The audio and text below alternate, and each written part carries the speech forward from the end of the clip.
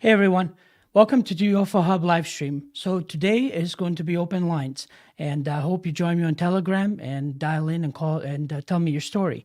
But for those who, again, might have expected a guest, I'm sorry there's no guest today. I'm simply hanging out online, and whoever would like to share their stories, they can do it over Telegram, or I might just catch up with the group and in the chat itself. But yeah, it's simply just hanging out, uh, kind of like an online meeting instead of being able to meet in person, not just because of what's going on with the virus, but people all over the world, which I'm glad they managed to tune in, even though it's really late there, wherever it may be, Europe, Australia, whatever. But at least it's kind of like a little corner of the internet for for all the ufologists and people with experiences and whatever it might be, whether it's ghosts, UFOs, you name it. So yeah, I originally usually don't have a topic that I would like to start out with because anything is pretty much open. And for those that they'll call in and to share their stories, again, you can cover whatever topic you like, and we'll talk about that. But I specifically wanted to start out with something that I just kind of labeled it, "Don't be misled," and so. I have a clip for you guys. It's from a very, I guess, my top 5 comedians of all time, which is Bill Hicks. And I guess I'll start out with that, and then we'll take it from there. It'll kind of set the stage for me for what I would like to talk about next. All right, let's see here.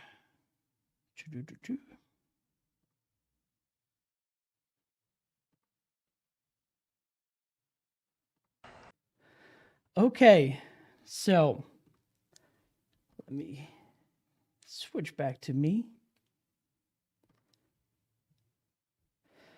Well, so what I wanted to basically to talk about is that a lot of times when people often ask me about contact with aliens or what do you do, and so I basically break it down that it all starts out with your beliefs, your belief system. It's basically that. I mean, I'll be saying that till the day I die. It's if you do not understand how basic the beginnings are, I don't know how much more I can break it down to you, because it's the most basics of actions that you need to start taking on your own. Otherwise, it doesn't matter. I can say things in a complicated way, but if you do not take any steps forward, if you do not do something for yourself, you're still going to be right where you left off for whenever you started. And so, a lot of times, these working on yourself and looking at every belief system and analyzing and seeing what pushes your buttons and why, and kind of following down this little path to figure out, okay, this makes you angry, why? This makes you happy, why? And so that is not just there to you can resolve some energies and be more energetically open to have contact, but it also has a lot to do with what Bill Hicks was talking about regarding news itself.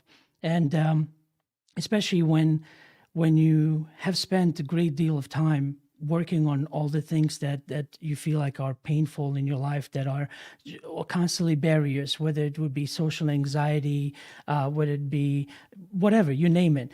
The point here is that it also, by knowing yourself, you are not easily misled, because when you are this ball of emotions that just constantly lashes out at anything that makes you angry, that gets you frustrated, that really gets you going, if you open yourself up to be constantly be led by the nose by anyone, it doesn't matter who it is, politicians, news, you name it. But when you know yourself, when you get to the state of just this inner work, it has this profound effect to where whatever you hear, sometimes it has a variance between, it can be as obvious as my 13-year-old, trying to use, reverse psychology, thinking he's the only one that's ever come up with this idea, and, the adults would never figure this out, to just, even when it's not that apparent, it's like this subtle but constant feeling to where you go, this is wrong. I don't know what. I don't know why, but I'm going to go down the route to find it, whatever it is that, your heart tells you. And so knowing yourself will give you this tool to where you're not constantly reacting, but now you're acting on whatever information you're given, whatever it is that you're facing with. And like I said, it can be that obvious to where you just look at them like, these people are lying to me, and I'm not exactly sure, there's something wrong here, but now I know that I need to go and look further into this, because it's just going to drive you nuts, because you will constantly have this fortification to where what is to be correct, like obvious things like don't kill, things like don't lie. At least most people have that in their heart, and whenever somebody tries to sell you something, tries to tell you something on the news, and tries to convince you of something, again, depends on how tricky or how complicated they try to convey to you, you still know that truth. And so you're just kind of sifting through all that BS that you got to get to till you get to the bottom of it. And so, when I was going through the stuff, between the more intensely and heavily between the 2010, 2015 time, I just literally cut out TV out of my life. And I had televisions, but I had to specifically choose what I wanted to watch. So, for example, I would remember a movie, that I liked, or whatever, a show or whatever might come up. And close to where I used to live in Robertsville, Missouri, I used to have, or they still do have, a flea market where they sold DVDs and VHS tapes for 50 cents. So I would just go there and just buy them up, for $10. You get some great movies. Some obviously I've seen, some were new to me, but it was a choice to say, I would like to watch this. I would like to see this, and you kind of go after this feeling that you have in your heart that if I do this, this will bring me joy. I love to watch a comedy, or I want to watch a drama, or whatever it is. And so the idea is that you're not constantly sitting back and just being inundated with whatever is coming at you, whatever commercials, because sometimes within a 5-minute span, you go anywhere from, depends on how long they are. They can be 15 seconds, 30 seconds, a whole minute. So you can have 10 different commercials just, slamming in your psyche all the time, and, you're done watching a movie and you just go like, I just feel like getting McDonald's, and you have no idea why. And it all comes down to this, by you not being aware, by you not being a conscious observer, by just simply saying, life is too hard, I just want to relax, I don't want to do much, I'll just let inundate me whatever is out there, just for fun. You are basically just putting your guard down, being allowed to just anything to seep through, to where now you have more things that you have to figure out. Why do you have these urges? Why do you have these certain thoughts? Because you didn't realize that all the ads, everything you're watching is a suggestion. And so if you simply want to relax and watch that stuff, you're then a lot more easily convinced of something to make a irrational purchase, whether you need it or not. And so I wanted to just kind of briefly touch on that, to at least make you aware of it, unless you haven't been already, that it can be difficult sometimes, but you have to try to be an actual participant in your life, instead of just going through the mundane day to day. Let me just scoot through work because I don't want to be here. Let me just sit here because I'm too tired to think. So let's just watch whatever, And when you take that active role in your life, not only now are you building yourself up brand new, but you're also now more aware of what is kind of misaligning you with what you really want. Why are you more depressed? Why, are you more likely to want to sit there and watch something and eat, as opposed to going out to do something that would actually be more physically productive for you, but also, more worth of an experience. So this topic, we don't necessarily have to discuss this. If you are on Telegram and would like to share whatever it is that you want to share, that's fine. But I just wanted to go over that with you, and especially now with whatever we're being told on the news. And I think last week, I forgot when I exactly mentioned it. I think it might have been last Open Lines, to where we, especially when it comes to the ufology and the UFO community, would never have been told the truth by governments, and that always, left us looking at all the, subliminal messaging, looking at all the things they're not saying, they're not telling us. And of course, it unfortunately developed into all these different kind of conspiracy theories because, we want to know more. So we try to, when you're not being told by an authority, you fill in that gap with whatever it is. And it makes you more prone to have it be whatever, no matter how absurd sometimes it might sound. And then it just confuses you more. And then you have, this person believes in this person believes in that. And so, especially during this time when you are not, given information about UFOs, by the government, especially if you're not given all the information about 9/11, especially if you're not given all the information about COVID, all the things, that's when you need to, fortify yourself even more to know who you are, to get in touch with yourself and basically work through whatever difficulties, whatever things create your anxiety, whatever create your fears, to basically work on that. So then when you're your own person, you don't need anyone else. Anyone else can't mislead you because different, and at least you are basically are using it as a tool to just be used whenever you need it, as opposed to just kind of helplessly sitting back and just allowing all the different news and different people just constantly pushing your buttons, and you're angry here and you're angry there and you're lashing out at whatever it is, whatever is going on, at what a politician might have said, or what's going on the streets of America or anywhere else in the world. Just look at it and you'll see plenty out there, and so anyway, just a little reminder, a little nudge, hoping that you see and understand what I'm trying to tell you, to simply start working more on who is it that you want to be, what is the best version that you can imagine yourself to be,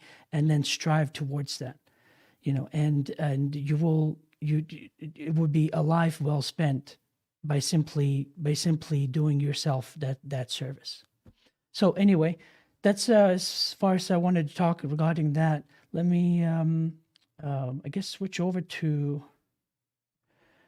chat to see who else is there. And then also switch back to the voice chat. Right now, we have Nathan. I don't know if Nathan wanted to talk about anything or say anything. I'm sure he'll raise his hand up, so it'll let me know that he wants to talk.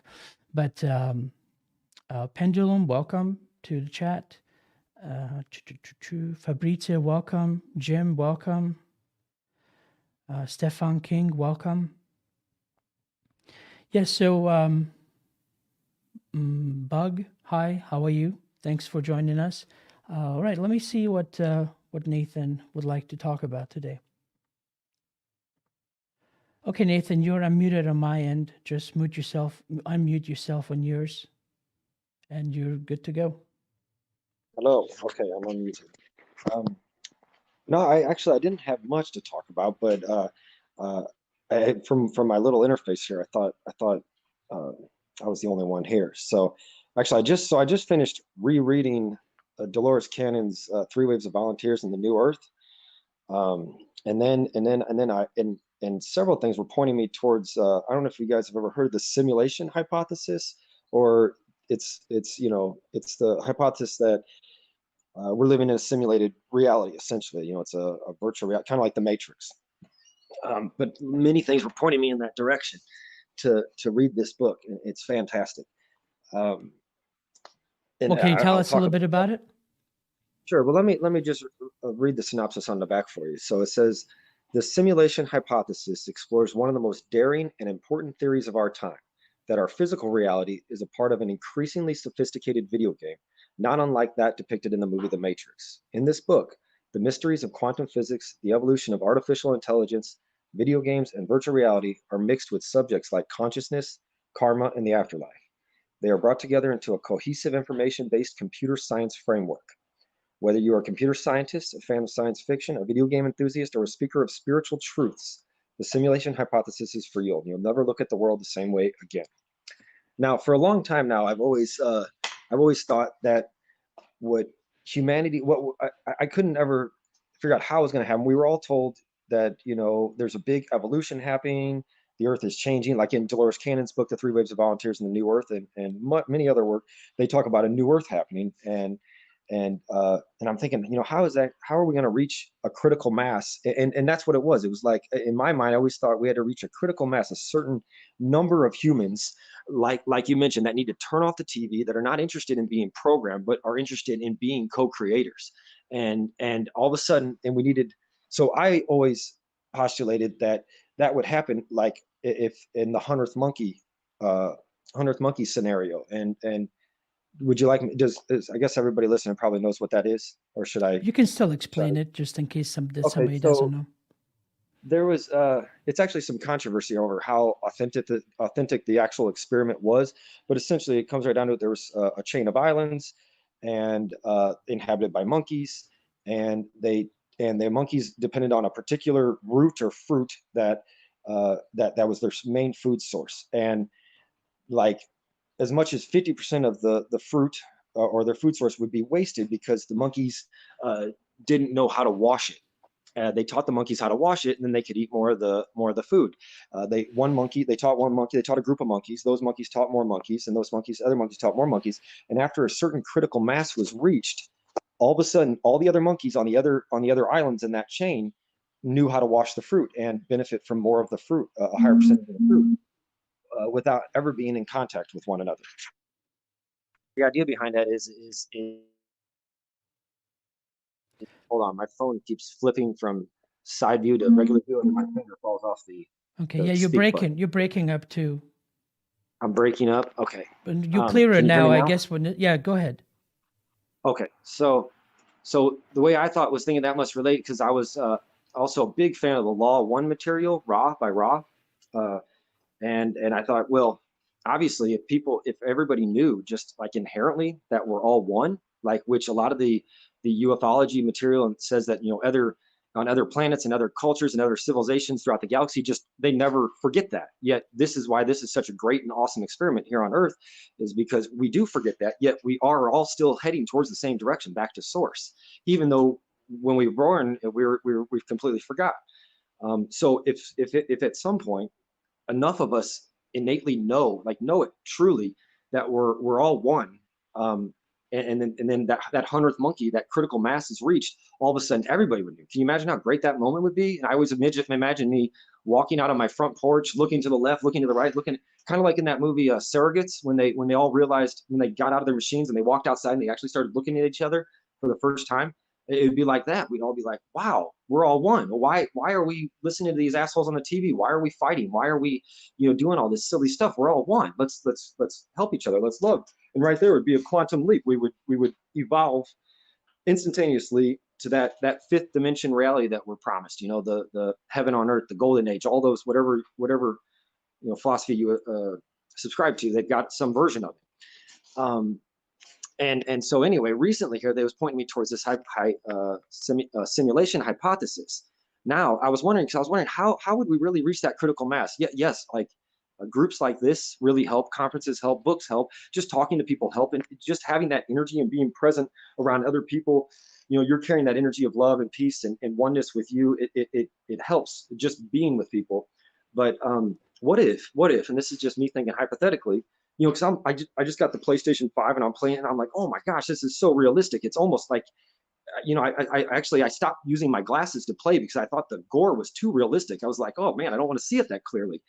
But what if the same thing happens, but you know, it's not used to gore and be gross and show violence, but it just gets so real that people start thinking, well, if we can make a virtual reality this real, what's to say this isn't a virtual reality? What's to say there isn't something greater out there that's already been capable of this? What?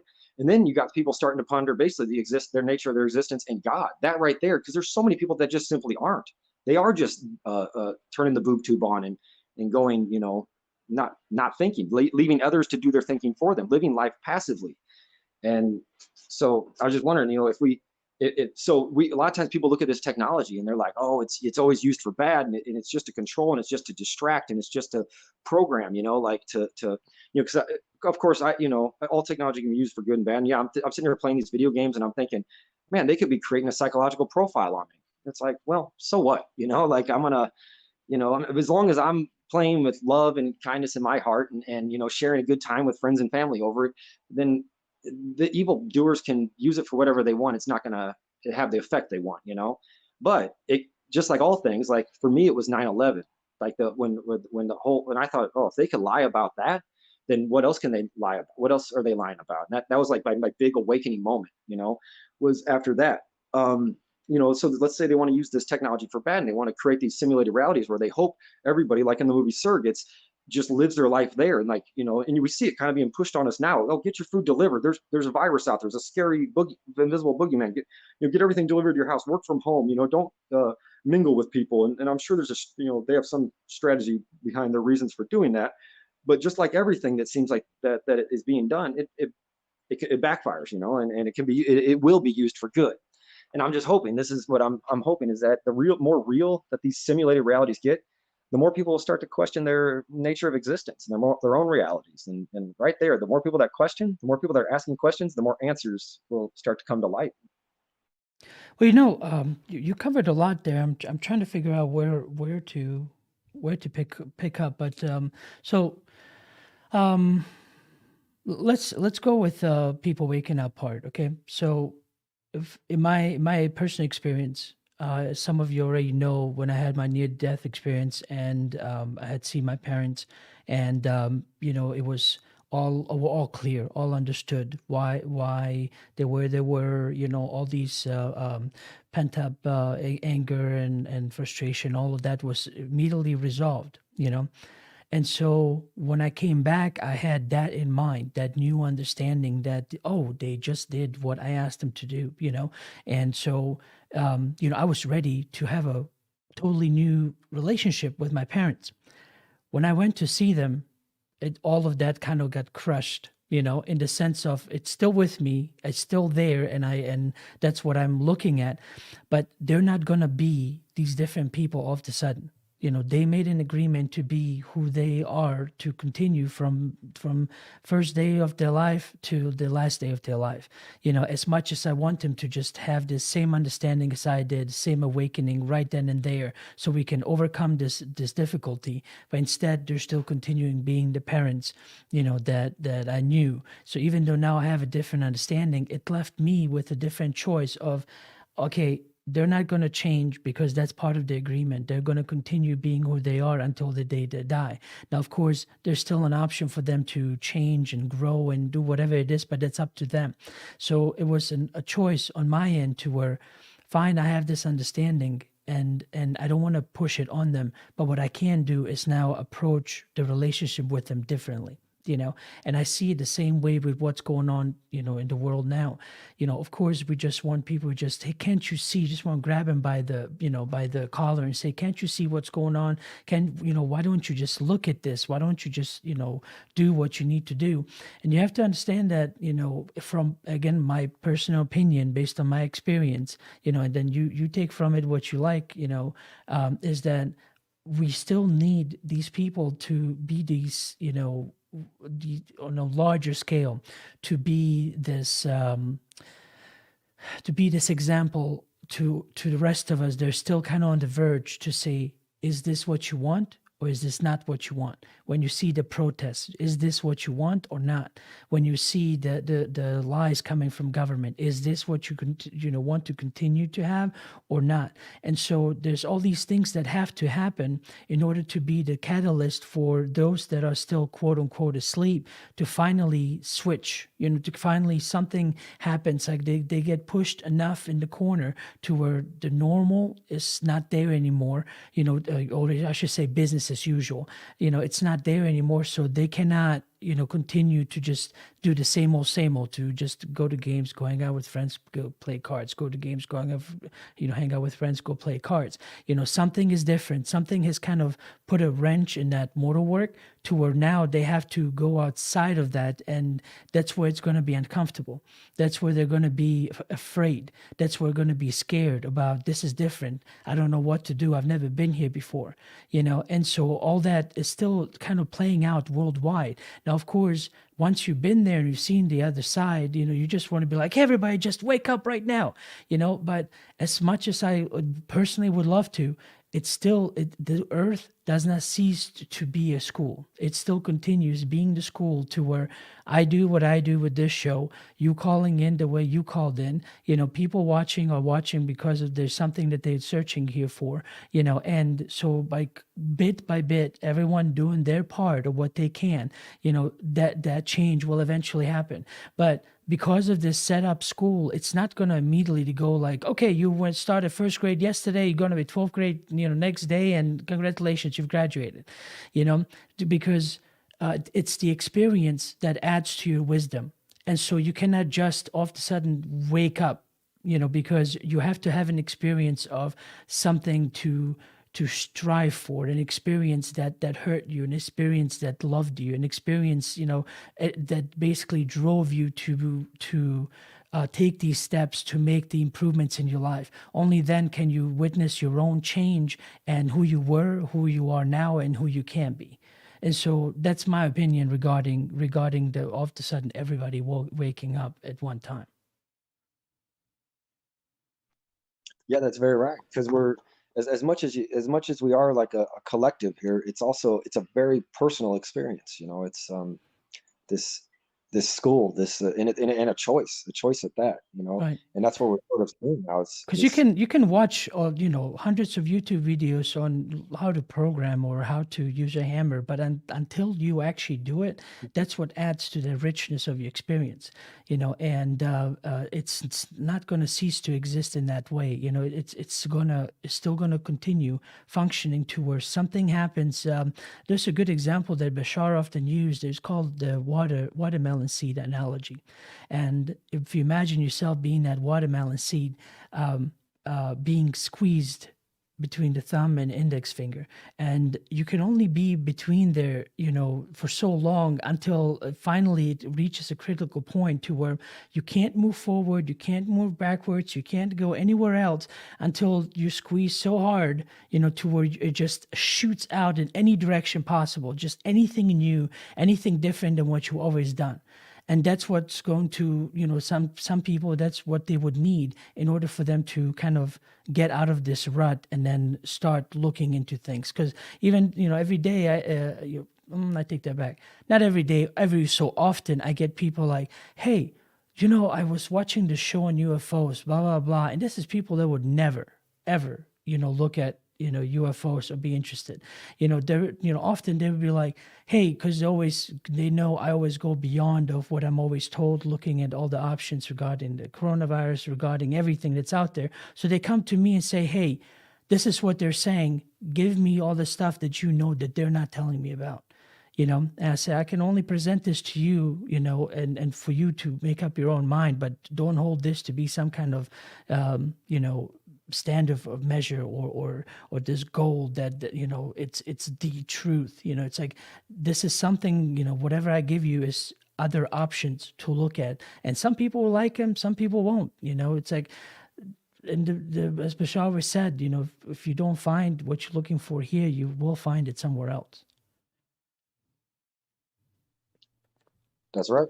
That's right. And then there's like now is I mean, people are it's happening well, a lot of watermelon seeds are getting squeezed really tightly right now. People's beloved systems and structures are failing them. If and the least, they're just sort of going, that's not right. That isn't the way it's supposed to be. In the worst case scenarios, they absolutely, they're losing their businesses, losing their jobs, and for what? If you turn off the TV and take off the face mask, most people would be like, "What pandemic?" My dad sent me a thing the other day in a text. It was and it said, a real pandemic, and I'm going to paraphrase because I don't remember it exactly. A real pandemic doesn't need 24/7 propaganda and reminders of it on TV. Like it doesn't need advertising. It doesn't need anything. Like you would see the effects of it. A real crisis, if it really was as bad as they said it is. So a lot of people are going, this doesn't seem right. And they're getting squeezed and they're about to pop. But even us too. I'm not saying these people are any different. They're just at a different. They're at a different point in their path of discovery, of self-discovery. And yeah, like I feel the squeeze also. Well, Like it's funny. A lot of times when people always look at a threat only if it's somebody with a boot stomping on their face. Only then do they say, wow, there's a threat, it's there, now I can act on it, right? They never suspect that, when all of a sudden in 1920s, they of course always want to sell you the story that the crash happened, normally because of money supply and yada, yada, yada, all that normal stuff, so many banks went out of business. All these, private unions, went out of business and were basically consolidated into bigger and bigger nationalized banks, and added to the central bank. And so it never stops. People don't stop to realize they're so, they basically have been told that there's an enemy out there, but you can't see it. They've been told you have to be afraid of this enemy because it could be everywhere.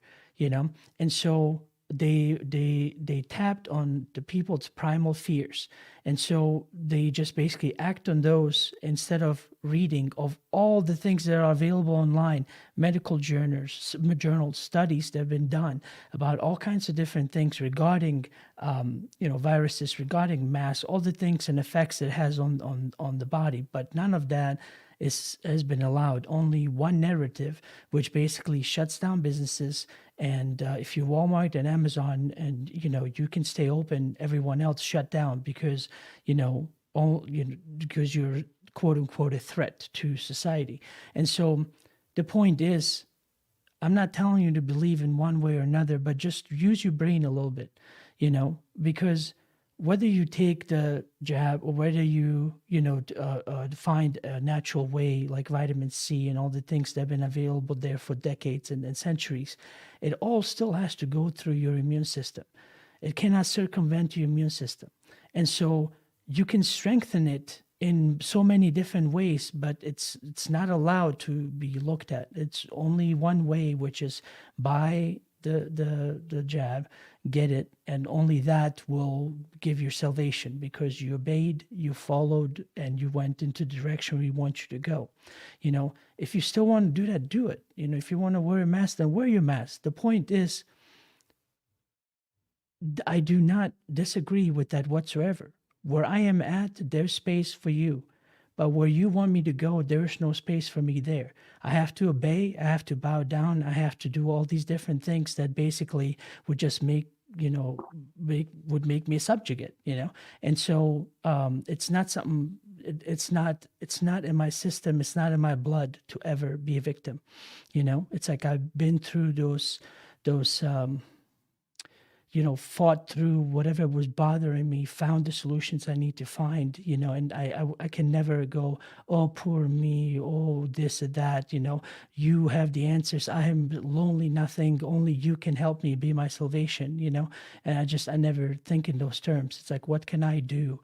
How can I educate myself? And for some reason now that's not allowed, so I don't know if they're going to take this down because of what I'm saying or what, but the point here is that some shift has happened to where it's important, as I mentioned earlier, for us to become more aware of who we truly are, so you can kind of look through the fog, get past the double speak, and all the things where they keep telling you, go down, no, go up. And you're just like, wait, no, this is up, this is down. And they're like, no, obey, this is down, go down, you know? And so it's this, yeah, it's a double speak that could drive somebody nuts if you're not a fortified person in your heart, to where you know you don't have to fight every battle, and to know that you know what's wrong, what's right, and that that's good enough for you in your own life, without having to constantly have to argue with people all the time, or constantly have to be confrontational about whatever it is that they're telling you about, you know. And so I just, for the first time for in my life, where I've seen to where they're telling you that information is not good for you, you know, educating yourself in all aspects that you can, thanks to the internet, is not good for you. We tell you what to say, we tell you what to think, we tell you what to do.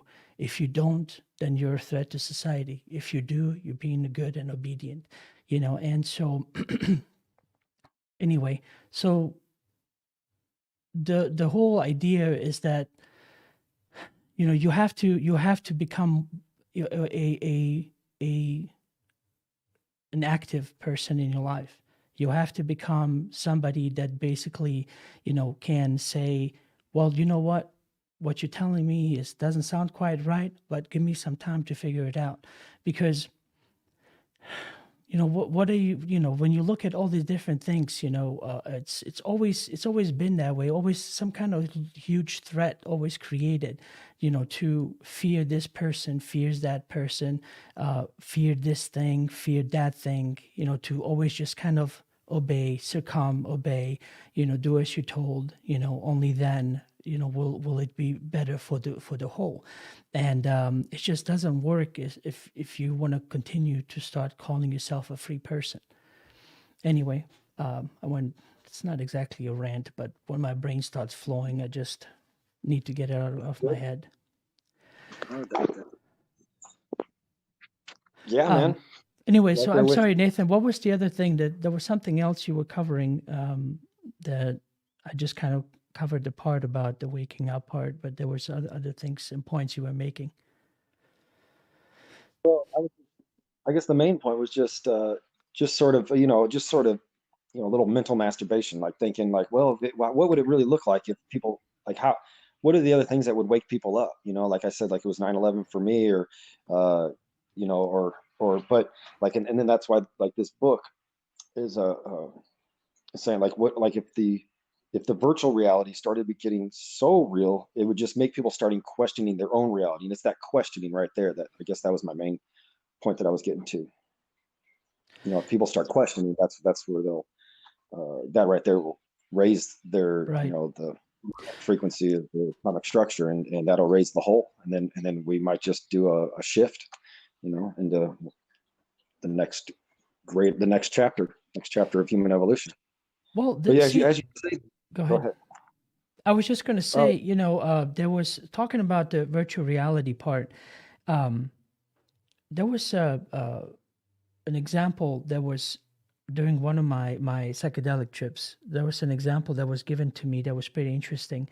You know, all my life, I always just, because of my experiences, you know, you want to be at the best position you can possibly be. If you're going to be at school, be the best that you can possibly be. You know, I wasn't always the best, but I did my best to get good grades, move on, continue to next grade, and just because I saw what it looks like when you don't try, where you end up, you know, and you become this person to where you have no other, you know, ways out by simply just giving up, so to say. So I've always, you know, I've always went through school and tried to, you know, got my degree in computer science. And then because I was originally born in Bosnia, so I'm not originally from Germany, but although I grew up in Germany, so I was allowed to take some German credits because originally I'm Bosnian, but I grew up in Germany, so at that time I spoke German even better. So I just took the opportunity to get some extra credits and get a minor in German, you know. And so then got I've been basically designing websites since I was like 13, 14, starting out back in, you know, 1998. So, you know, I just already knew about HTML and JavaScript and all those, basics that are needing to design a website at that time. And just, you always grow, you always learn new things, PHP. And as you go on, there's always new tools that you add to your repertoire. The point here that I'm trying to make is that I never had a chance to just relax, to be a kid, to just be, stupid and do some silly stuff. It was always survive, survive, survive, just keep going, never ever give up, until I got to a point which only really became possible in the United States, to where I worked hard and I got, my reward, by basically, being very capable to do whatever it is that I needed to do and never have to worry about not being able to find a job. So after I graduated college, I went through this period of about 2 years. And at that time, I had my own commercial cleaning business. I was only 22. And so during the night was the business part, and going out there, and had a crew of 6 people, and, do all the work and just doing whatever I need to do, clean offices, clean toilets, it's like, it's your business, you do what you have to do. So I was like, when is life going to start? I want to play a little, I want to have fun, So I found this game called Repels, and it's basically where you create your character. It's kind of like a version like WoW, World of Warcraft, and you just build the character up, and you're running around, and you have potions and all kinds of stuff. So I just started playing. I was like, I want to enjoy myself. Yeah, I'm already out of college, doing all this other stuff. When do I get to just relax? And so for 2 years, it was like this constant, just, I was enthralled with it, just playing and building up the character and doing all this different stuff, And it just about lasted for 2 years. After that, I just kind of stopped and never really looked back, and continued playing. And we had LAN parties and hanging out with friends, but I never really went back to it. So sorry about the long setup. Long story short, when I had my experience during one of these particular psychedelic trips, was basically, it was shown to me as an example how everything is a reflection to you. So seeing movies, we're basically telling ourselves that we're just characters. So that Adnan is just a character. That's it's not the true being that I am. That Nathan, it's not, Nathan is just a character of the true being that you are. And so through movies, through, for example, gaming, we're literally telling ourselves that we are in our own game. That basically you go around, you create yourself however you want to create yourself, wear whatever you want to wear, whatever you feel like expresses yourself, but that the true player is actually the one that's observing behind the screen. So that character in the game might be running around and fighting, or whatever game you're playing, but it is not aware of why it's doing that. It just knows it has a world to interact with. It goes up and down the hills and meets other people and runs into other, characters. Like, for example, I would we had our own voice server, so I would call up my friend. He'll get on there. We'll meet at this certain server. We'll meet up in the game. Well, to those characters in the game, they don't know. They just ran into the other person. Go, hey, how you doing? What I'm saying is the games are not thinking for themselves, but it was an example given to me that we are just like these characters. Is there's a higher self observing what is going on, and communication happening all the time. It's nonstop, to where to us things might be coincidental, to us things might be just happened by accident, but there's absolutely no accident. Everything is constantly coordinated and set up for the limited version of you, the character that you are, to have this experience, which will add to the whole of being of who you are. But it's not the all be all. So anyway, regarding your simulation, is that the experience that I had, it's not that it was, I don't know if you meant the simulation quite literally like digital, or if you meant like simulation using consciousness, but it was all a creation of this consciousness, to where It's all there ever is just this one consciousness interacting with the self. So in order to have something to interact with, it vibrates at different levels, which creates matter and creates different things for you to be able to pick up this keyboard or this cup or drink and consume stuff and have the processes. So basically, it's taking a part in its own energy to create whatever it needs to interact with in order to have an experience, because there is nothing outside of it, and so anyway, I just wanted to comment regarding the I said, what did you call it again? Simulation hypothesis. That's the name of the book, The Simulation Right, Hypothesis. right. And so anyway, so it's very much simulated, but it's not it's not a digital. It's not a digital. It's more. It's basically it's a consciousness. It's an energy that you are it. That we're all swimming in it, and it's basically simulated and created based on what it is that you wanted to experience. Because it's so weird. Unless you give something meaning, there's absolutely life is meaningless. There's nothing that's out there that exists on its own. It's like everything has to be created, assigned, and given a label in order for you to interact with. One particular experience, it's gonna sound totally weird and silly to those that can't relate, but this channel is about weird stuff all the time, so I'm going to share it with you. This was particularly one particular LSD trip, and basically, as always, I would then sit down and I could just feel all the whatever is coming down to just like almost like a teacher about to show me the universe, to show me, okay, what's next. And this was the third installment, I call it. Basically, I was learning through all these other things, what the universe is about and all these different things. But this particular one was weird, to where I just sat there, and all of a sudden there was nothing but darkness, with this huge circle full of colors. I mean, every color and more that I could, ever observe. And I just was in awe by it. I was looking at it, and out of this weird pattern, it was just, something stuck out, in this pattern, to where it looked familiar. I knew what it was. But out of all this chaos, this one particular one, I knew what it was, but for the love of me, I could not remember the name. So I kind of floated towards it, and I was looking at it, and I'm observing. I'm looking at the bottom of it, on top of it, and all these other things. And so while I'm having this experience, I'm understanding that nothing has a meaning. I have to give it a meaning. And just after observing it for a while, it just finally, it just clicked. I can't explain what exactly occurred, but when it clicked, I realized it was my chair in the living room, and as it materialized, everything else in the room did as well.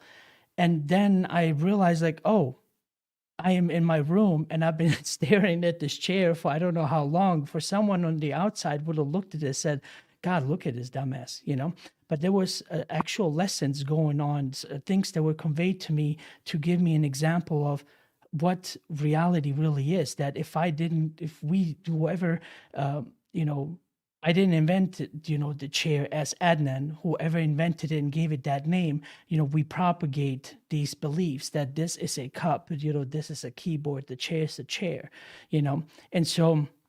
It was totally. I mean, it took me about years, a couple of years afterwards, just to come to terms with that nothing has meaning. If I don't give it meaning, it wouldn't. In essence, it wouldn't exist. Does that make sense, Nathan?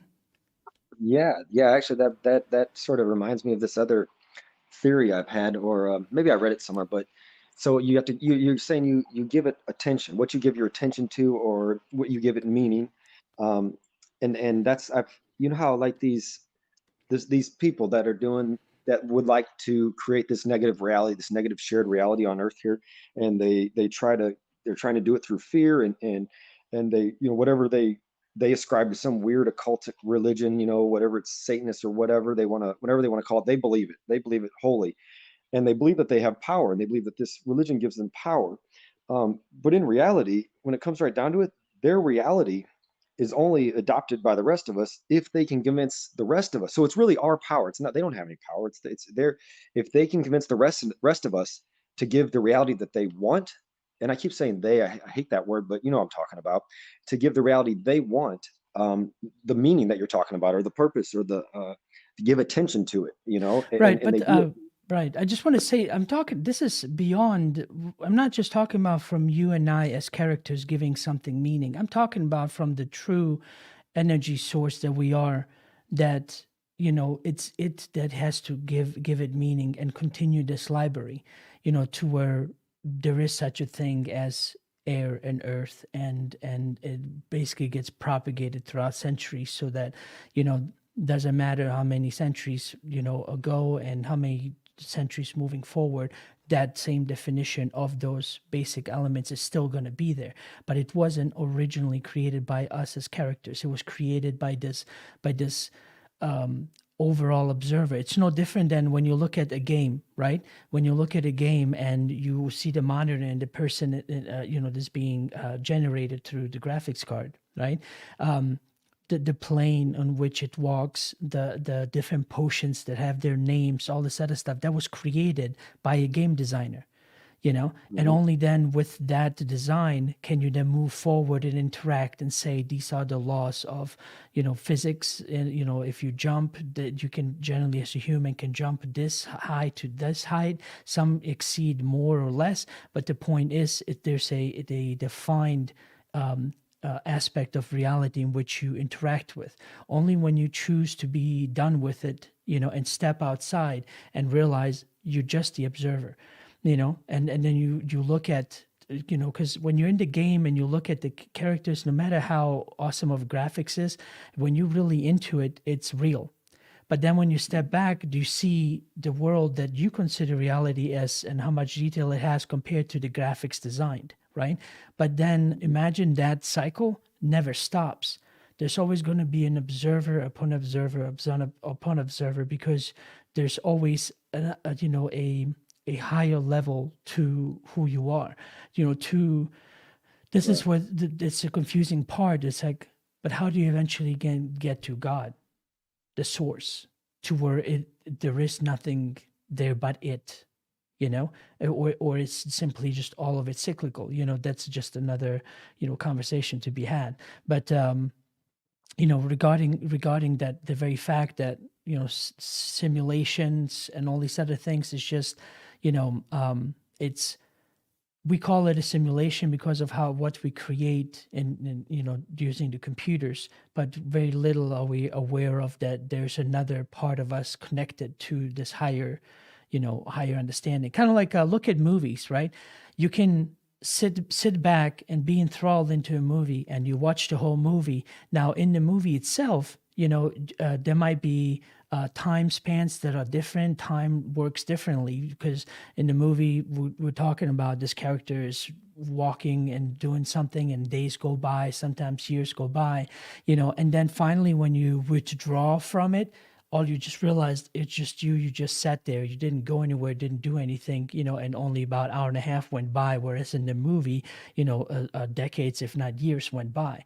Well, it's the same aspect to the other part, to where from the higher self looks at your world, and you might go through what 80-year lifespan, but from its perspective it's just been like minutes if not seconds, you know and that's what's so intriguing about our reality, and how we interact with this, and then the other beings that are also part of the collective, which we call aliens, and then they have their own life and the things that they do on those different planets and places, and then trying to understand them, which is then trying to understand yourself now from a different perspective, and then realize the perspectives will never end. You'll constantly be exploring, one exploration after another of all the things that you are.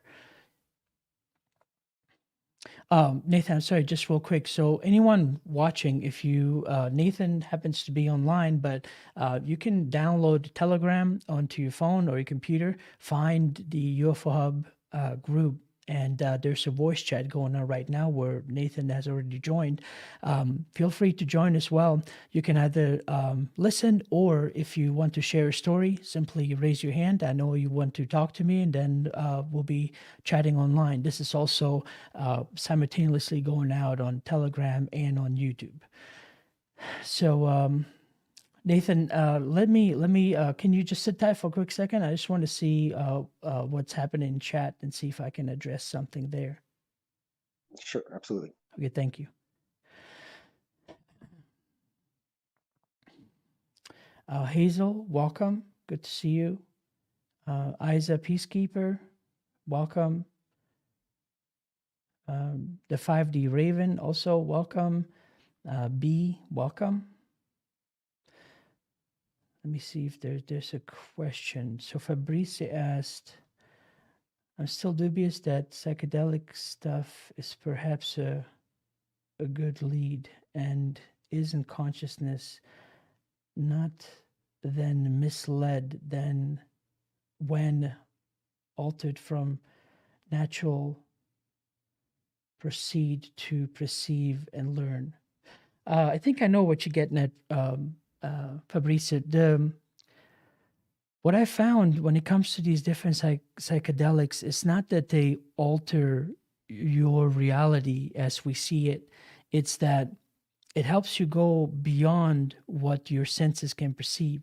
Your eyes are designed to work only within a certain spectrum that that we call the visual spectrum. There's these different colors and not different colors, but different frequencies that we can't see. When it comes to hearing, you only hear so many decibels, the lowest and highest. Dogs can hear even more high-pitched noises. And then basically all the things that you're perceiving and taking in is filtered through by that limited way, the way your body is designed to see. And it's what I've experienced and what I understood to be kind of my lesson plan is to go through these different psychedelic lessons. I call them the 7 different lessons on 7 different psychedelics that basically taught me certain things that imagine one day, it's an overused example, but I'm going to use it right now. Imagine as a fish, you always have been in water, you always swam around, and there was nothing out of the ordinary, about it. But then through some weird reason, and in my case and human case would be, let's say something like a psychedelic, you realize that you are in water. That was not, you were not aware of that before. You just were swimming, you did your thing, you never gave it one thought about that, what is this environment? And so what that did for me is that made me aware that I'm in water, and not only that there's also land, and then expands your mind more and more to where now you're taught about certain things that are out there that generally would not be as easily accessible, especially let's say if you're using meditation. I mean, it's a great non-substance way to go about it, but it takes some people a long time, and a lot of them get tired or bored way before they ever reach the state that they need to be in. But what's interesting is once you touch it with your mind and understand what the different levels are, now you can access them through meditation easily, because it's and in my case, I know where I'm going. Because before I didn't know where to go. It was just kind of being out, like what's out there, but when you experience these different levels, you know what they are, and you can just tap into it, and then you can, but the really interesting part is that when you get to some of these different levels, even through meditation, you are still feeling the same way. Sometimes I even get caught off guard and thinking, am I still high? I mean, it's not I'm using these terms like high and drugs and all this other stuff, but it's such a it just doesn't do it justice. It just doesn't do it justice what it actually provides. And sure, you can abuse it, and I'm not saying you all should go out there and do whatever is out there. It felt like talking about my heart and what I needed to do, what I was drawn to do, it was meant to be that way for me.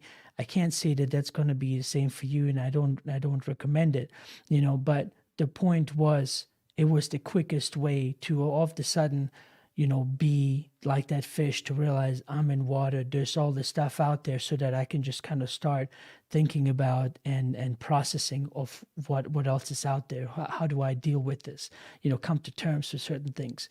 Because if you were to fish in the water, some people realizing that they're in water could devastate them and basically mess up the rest of their life to where they cannot continue functioning like the fish that they've been before, if you understand my analogy. And so it only a person that knows itself, him or herself, that knows how strong they are, how much they can take, can really kind of venture out to these different, realms, because it blows your reality apart, in more ways than once.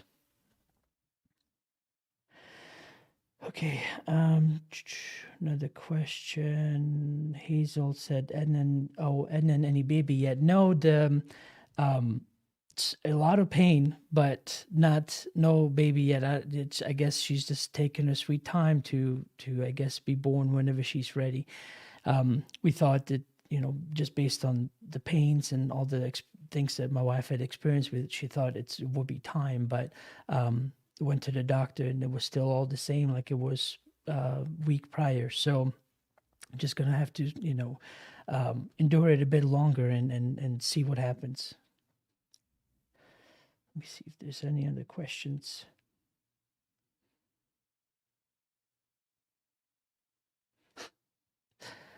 Some of these comments are funny.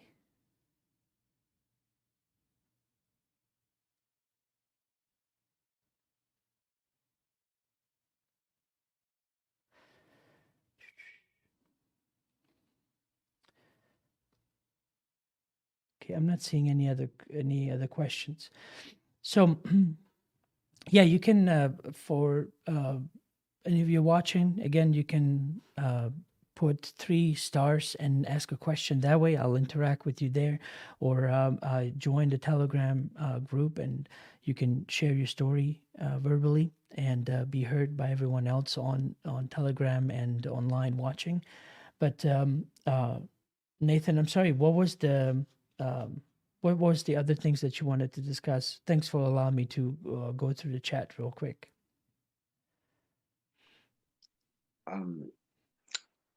Oh, I guess that was it. Well, yeah, I guess so. I think actually, you touched on a lot of topics there, man. You went really fast too. So, and you brought up some really good points. I think, what was it last week?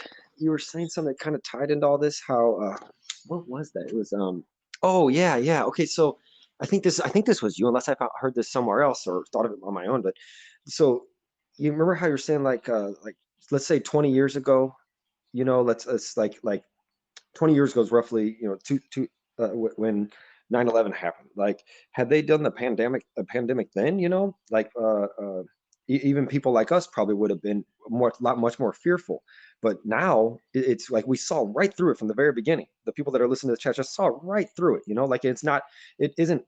I mean, it isn't really causing any fear at all in me. It's laughable. It's kind of, it's almost comedic. I mean, except that they're using it to do a lot of bad stuff, but just how ridiculous the whole thing is.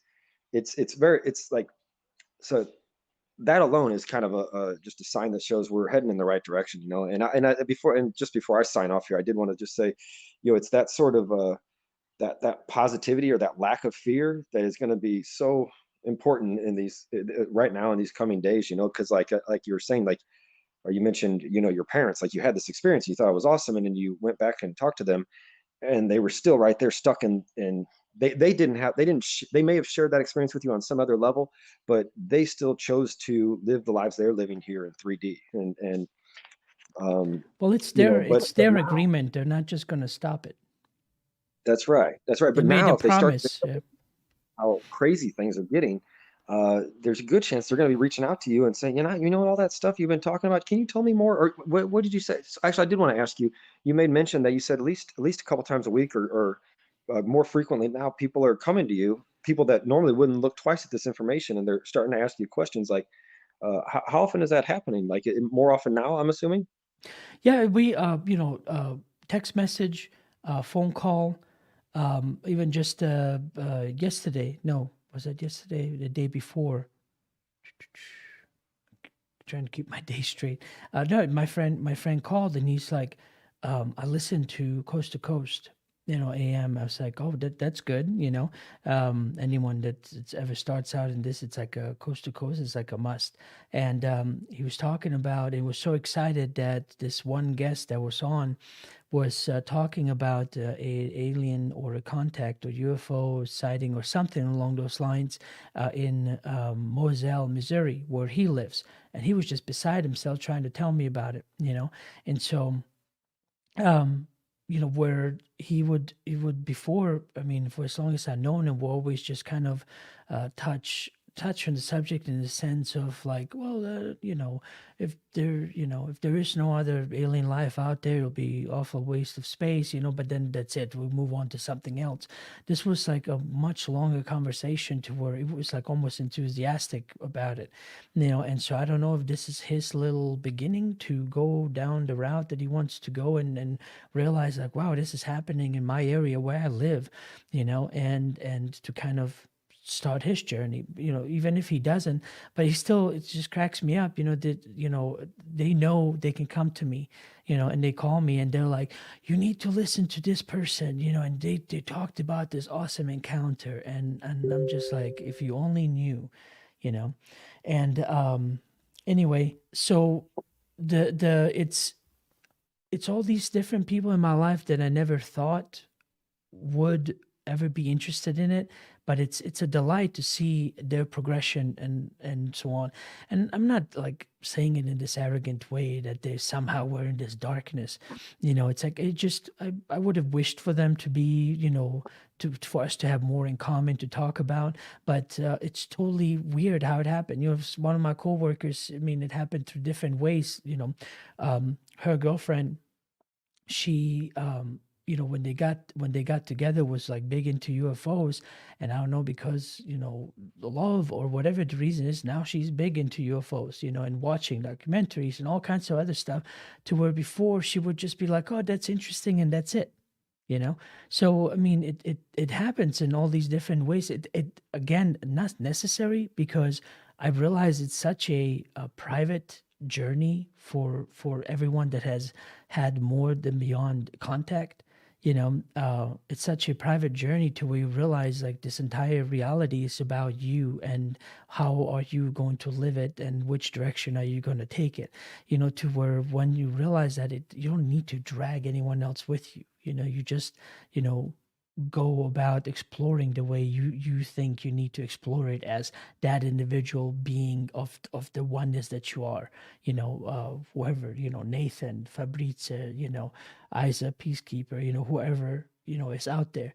That is your individual choice in this journey. So if you try to drag other people in it, then you're still hiding from certain things that you're not stopping to take a breath and to kind of take in and see, how does this apply to me? Why are these experiences happening to me? Why do I keep seeing the same, 111? Why do I keep seeing the same numbers? Why is this happening? Why is that happening? There's so much exploration to be done on your own, that opens this whole new window of understanding, that is so exciting, that when you start going down that route, you don't need anyone else. You just realize like, it's exciting doing what you have to do. And it doesn't have to be a team effort. So Nathan, I'm sorry, I hope that answered your question. That's happening fairly often, surprisingly. Yeah, it's fantastic. It's fantastic, and it's getting. I mean, it's always been very important, and it's always, and I've always felt that's sort of been part of my purpose in life. I always had just sort of innate knowing that if anything, I just sort of need to, yeah, be present, be an example, or be, uh, like, more so now is like the whole thing with the fear or not having fear, like just the simple fact that probably most of the people are on this call can just see right through all the BS that's going on, and whereas other people, are starting to say like, something's not right here, or worse, if the systems that they've become, like let's say Social Security and all these things, they start to crumble, and the or whatever they're doing, the whole medical thing, everything is starting to fail people. The things that they were told are infallible and that are immutable and that are the end all be all power of the universe, or the power of this earth, the US government, whatever. Now they're starting to see these things for what they really are. It's good for people that have been in this quite a while, for like, let's say 20 years now, like myself and you, and it's like we're not freaking out. We're not in fear. And they're gonna be like, what's up with this guy? No, Why not is he at not all. freaking No, not at all. out? Well, this talking about that. I don't know about you, Nathan, and how it was where you were, because you said you were in Colombia there for a while. You're back in St. Louis, right?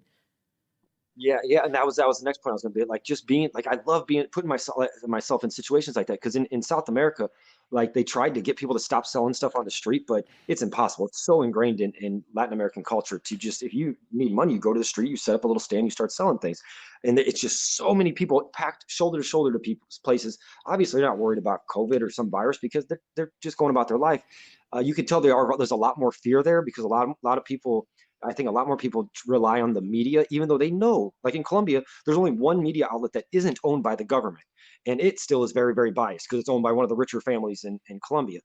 They know it's all BS. They know it's owned by the government, but yet they still listen to it and rely on it for a source of truth. And so you see a lot more people, wearing the face mask. So when I'm this tall gringo, blonde hair, green eyes, not wearing a face mask and just smiling and being happy and laughing with people, like you can tell there's just sort of an energy there, and people are drawn to that, when they see me not in fear. And I feel like more so, even if you don't know what to do, if you don't know how to help during this crazy time, just do that. Just hold that energy of peace and love and optimism, and it seems to be helping. I know it's helping me. Like, it's helping me in my daily life. I love it. Like, I've been trying to go out as much as possible, even here I'm back home in St. Louis. And I have people like come up to me and sort of corner me. It's like, what sort of, like, basically what, like, like, to summarize it, they basically say, what's your deal, man? How are you so optimistic and happy? And the other day, this guy said, you're just so genuine. I love it when people say stuff like that. It's just like, just be yourself. Just be yourself, and don't fear, and be happy. And it's helping. I think it's helping a lot. Yeah. Right. Well, it's what was surprising to me was this we're talking about, where it became a certain attack. It became a certain attack to where you were not being allowed anymore, like within even friends or family. Like I don't know. Actually, I don't know if I told you. Like very. Try not to say her name, but you remember the person we all went to the very first UFO conference in 2012? It was three of us and her. Yes. Yeah, I'm not on speaking terms with her anymore. Oh, wow. Okay. Yeah, because Is the story behind that there, or is that too private? say that again. Is there a story behind the reason for that, Oh yeah, that no. you were Well, able to what it share? was is when this different stuff was, because for me, having gone through, even for a short period of time in Bosnia when the war broke out, I saw a lot of death. Friends that I've known, they're just dragged out in the streets and shot in front of the houses. Entire families lined up, and then the other gruesome stories of rape and all these things that are, just just the worst human side that you can possibly imagine, right? Anyone that's experienced that's seen it for themselves, they don't take those things for granted. So to say that something is rape, it's not something you come out and immediately label it as that, because there's such a atrocity to where you don't accuse somebody of that just willy-nilly, just kind of calling it out like it's like you just gave him an apple or something, and death and all the things that have happened, true anger when somebody hates you so much they just want to kill you, right? And what was noticing is that all these of these different people would just be like, having lived in Germany when we first got there, and you can look all this different stuff online. When you first got there, we originally were going to flee to Sweden, because as you're fleeing in this convoy of families and husbands and wives and children, you kind of, you start out by yourself, and then you see someone else at the train station and you recognize a fellow countryman, and then you get together, and then as you go on, pick up a crowd. And so the story was that, prior, one of our neighbors, they had said, okay, we're trying to get out, which we heard Sweden was accepting refugees, so they're gonna, go to Sweden. So everyone is like, okay, let's go to Sweden. Well, we got to Sweden, they kept us at the port for about 4 days. We're only, I think my dad and one other person was allowed to go with, I think, an escort by a police officer, if I'm not mistaken, to go buy food and then bring it back for the families and the kids. And then after about 4 days or so, they said, no, sorry, we can't accept you. And we had to go back to the original departure point, which was the Rostock, Germany, and so there we kind of basically were begging, to take us in. The thing is, when you're a refugee, there's all kinds of people there with you. And when you don't have a country, all of a sudden, you have no protection of any sorts. You're just kind of out there. And so you try to make yourself be viewed by the other people that I am not a threat to you. I will not be a burden to you. Please just give me a shelter and somewhere to stay, and I promise I will work and earn everything that you give me. And that is the mindset that I remember, even as this 8-year-old child, to have had, to not to be perceived as some kind of threat if I truly want some help, and so. Irregardless to that, I constantly had, experiences with Nazis where it was like 10 days after we moved out of this building in Rostock, they burned it down, because there was a huge influx of basically refugees, to where they needed, the local population was fearful, like, what's going on? This is Germany being overtaken, and then later on in the same building where we moved to Schwerin, where I used to live, they burned down the second floor. They were basically, screaming, Deutsche für Deutschland für Deutsche, Ausländer raus, which means Germany for Germans, foreigners out. The point is, I've experienced true racism. Now, before I continue saying this is still, there's all these things that happen compared to the kindness and the true nature of the German people. Those are tiny, minuscule experiences that they're just buried by the kindness of the Germans, and so I want you to understand that Germany is not this, racist infested place, even though I'm giving you these short, experiences. So to simply label somebody, racist just because they don't agree with you, or just because of you might have a different opinion, but they can't get you to change your opinion, so they label you racist, that is absolutely absurd to me. And so that's what she was kind of doing. I'm sorry, Nathan, I'm kind of taking a long time to get to my point. On her different Facebook posts, where I was just like, what are you doing? It's like, you can't, what are you talking about? There's, the kind of racism that she's like making it sound like it's rampant throughout the United States. It's like, everywhere I've been, if I haven't been a refugee, I've been a foreigner. And the most accepting country, on the earth, I haven't been to any. I've been to, obviously, born in Bosnia. I've seen Germany for myself, and some, many been exposed to many cultures and people there, and then living in the United States. It was like, if you're a hardworking person, your race didn't matter. It's like, if you can prove you can do the job, you got the job. If you, lucked out, if the other people they were competing, you might not get the job, but then you try again. But for me to constantly then, as a foreigner, go back and say, well, you're not giving me a job because I'm a foreigner, or you're not treating me fairly because I'm a foreigner, it's unacceptable to me, because that's what a victim does, And so even with all the shit that I've been through, the what? What did you say, Just Nathan? wanted to clarify. Yeah, are you saying that's what you experienced here in America? That if you're a hard worker, it doesn't matter your race, or was that in Germany, or was that both? No, and well, I mean, I was I was 14 Over the when we left Germany. So my working and the joining the workforce happened here in the United States. And if anything, I've always been in a diverse group of people all the time. And even when I moved from St. Louis out to the country, which is 50 miles south of St. Louis, where all the quote unquote rednecks lived, I was, in the cities, they build it up that these rednecks are just these racist people that are out to get you and be careful, make sure you're not by yourself. It's absolute BS. I'm sorry, I'm not going to censor myself. It's absolute bullshit, you know, because, one of the first things I saw, those neighbors after I moved, to the country, and they were working on the road because it's a gravel road and they were, trying to even it out.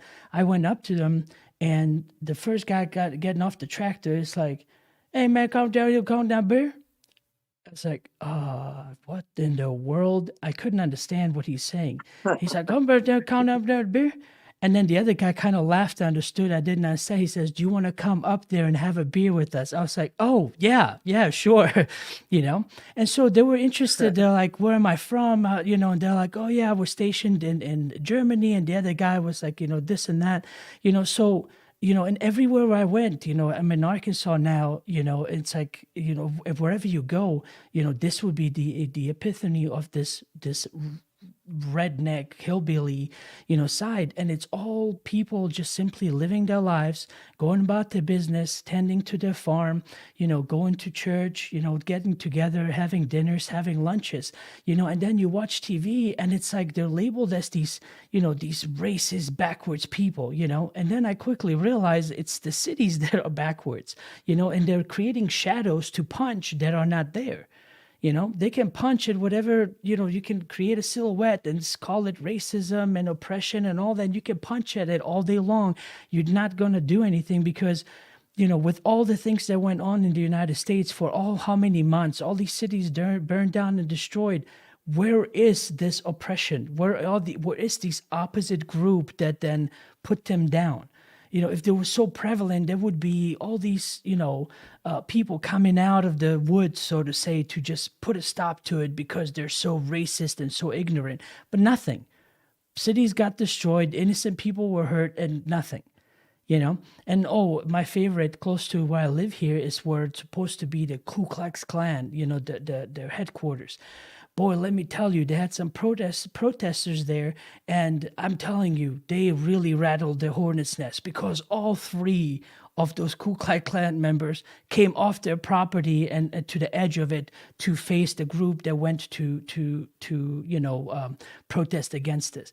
They're like non-existent everywhere we go. I mean, my wife has lived here all her life, right? In Arkansas, it's like, if she was and her parents are just the way all Arkansans are, it's like country folks, living living here in this place, where then from the cities they would be labeled as whatever you want to call them, rednecks, all these other things, but they're not. They're just simply normal people living their lives. And let me tell you, their parents were so racist that, they basically, made sure that she was an open-minded person, accepted everybody, and even go as far as marry a foreigner. You know what I mean? It's just absolutely absurd. It's like, and I just don't see it out there being called out. I don't see it being called out at all. It's just being propagated over and over again because they find certain instances, find ignorant people, because you're always going to find them everywhere. And then they say, because of this one person, we're going to label everybody this. Because of that person, we're going to label everybody that. And it's not responsible as a human being. And you basically are doing a great disservice, because now you cannot come, to a common table, to a common place where you can discuss, okay, there's a problem, let's look at this. But instead, you have to get through the bullshit of all the different levels of bullshit to finally get to the bottom of it. It's like, just to give you a perfect example, when I first came here my obviously I didn't speak any English. I think I could only say thank you very much, and so talking about a culture shock, I went to Roosevelt High in St. Louis. You probably know where it's at, Nathan. And so there were about 2,000 kids. About 1,800 or so were black, and about 200 or so were Bosnians and other. And it was so funny is that for at least about a week and a half, I was trying to figure out who this Whitey is, because it's constantly being talked about that there's Whitey keeping them down. And I kept looking like, is he coming after school? Is Whitey going, to these different places? I was trying to understand only No, later. The what? that I said, no way, really? I've never heard that story. That's Yeah, hilarious. no, I mean, like, that's really only, good. well, because of the If you look difference in language, only then I kind of quickly picked up, oh, it's the general idea of white people, and so I was, getting my education that there's all these white people in America that because I'm a foreigner, they're not going to treat me well. Well, I never, ever, ever saw anything like that. I always saw individual basis that people as always are ignorant or not educated about something, but that is not even worth mentioning compared to what America is like, And so to where it allowed my dad, I mean, he when we barely been here for about what 3 weeks or so, he didn't speak a lick of English. He went to his job with a translator, right? And he brought his blueprints of what he was building in Germany and all this other stuff, and basically proved or showed that I can do this kind of stuff, and I can not just draw it, but I can build it for you. He got the job. Guess what? 20 years later, he still has that job, as a non-English speaker, and not only that, he after 10 years, he got basically a 10-year no missing day reward, and I think he might even go for his 20th year, and it's like, but what did he do different? Nothing different than making sure my brother and I stayed in school, making sure that, they went to work every day, worked hard, came home, and we had what we had because of their hard work. And the language was never a problem because a lot of people in America are very accommodating. It's like whatever you don't understand, they might help you. Sure, you have some ignorant people, but it's still not saying because of this one person, entire United States is racist. It's like it blew my mind, that this development is happening in the United States at this time, and all these different things about all whatever is going on in this country right now, so it's like it's not something generally that I discuss on the channel because I mean my passion is always ufology and talking about UFOs, but like I said, this is more like open topic or whatever it is that we want to discuss. So I figured since you kind of, I don't know, you brought up some points that kind of made me feel inclined that I want to and should speak on that, just as a foreigner.